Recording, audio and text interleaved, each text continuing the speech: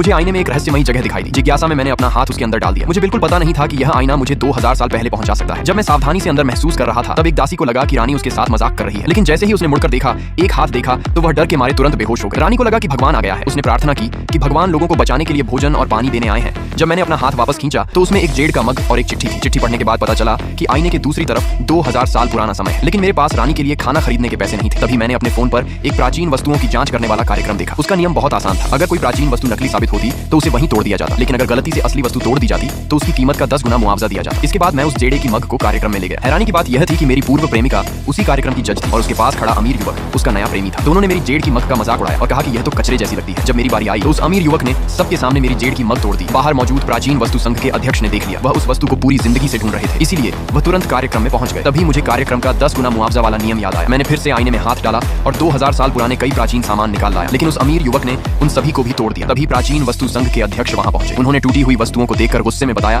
कि वे सभी असली थी। अमीर युवक हैरान रह गया, लेकिन कार्यक्रम लाइव प्रसारण में था, इसीलिए नियम के अनुसार उसे मुझे 7 करोड़ अमेरिकी डॉलर का मुआवजा देना पड़ा। अध्यक्ष ने मुझसे पूछा कि क्या मेरे पास 2000 साल पुराने और भी प्राचीन सामान है। मैंने कहा है। तब अध्यक्ष बोला, मैं उन्हें ऊंची कीमत पर खरीदना चाहता हूँ। मैंने अगले दिन उन्हें बेचने का वादा किया। घर लौटकर मैंने फिर से आईने में हाथ डाला। इस बार मुझे एक जेड की मुहर महसूस हुई। जब रानी ने देखा कि राष्ट्रीय की मुहर ले जाई जा रही है तो उसने मुझे रोकने की कोशिश की, लेकिन खींचतानी में रानी वर्तमान समय में आ गई। रानी ने बताया कि उसके राज्य में अकाल पड़ा हुआ है और उसने मुझसे भोजन देने की विनती की। मैंने उसकी मदद करने का वादा किया। जब वह वापस जाने वाली थी तो मैंने उसे कपड़े दिए। कपड़े बदलकर जब वह बाहर आई तो उसे देखकर दंग रह गया। उसकी सुंदरता ने मेरा दिल की धड़कन तेज हो गई। उसके बाद मैंने प्राचीन वस्तुओं से कमाए सारे पैसे भोजन खरीदने में खर्च कर दिए। दूसरी तरफ रानी प्रार्थना कर रही थी। दासी को लगा कि मैं झूठी हूँ, लेकिन अगले ही पल सारा भोजन आईने से बाहर निकलने लगा।